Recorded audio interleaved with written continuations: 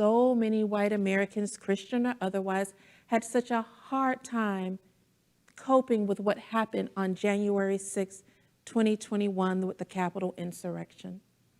Over and over again on the news, on social media, in one-on-one conversations, we've heard people say it, this is not who we are.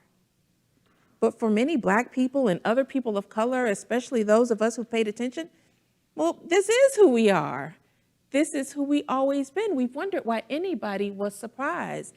After all, the signs were there in full view. There were the takeover of federal lands in Oregon and Nevada, the riots in Charlottesville, the Michigan insurrection and plot to kidnap the governor, even the mobs that had been popping up in places like New York City and DC.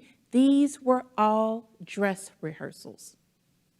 But when January 6th happened, so many white Americans had trouble believing it. They were dumbfounded by it because they were practicing selective sight. And this is what selective sight does. It teaches people to ignore the obvious, especially when the obvious indicts them and their racial ethnic skinfolk. So here we are.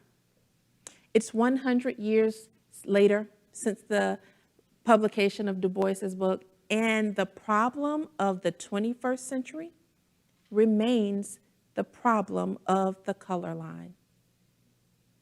This time, though, it is clearer to us that it is not the problem of Blackness, but it is the problem of whiteness, because it is becoming more and more obvious that whiteness is a dysfunctional system, that it is a pathology that poses a danger to the well-being of individual white people, definitely to the well-being of Black and other people of color, and it poses a threat to the fabric of our democracy if left unchecked. And maybe, for those of us who call ourselves Christians, more than that, it poses a threat to the integrity of our witness as people who profess the same faith and claim to be part of the same body and claim to believe that we are all created in the image of God.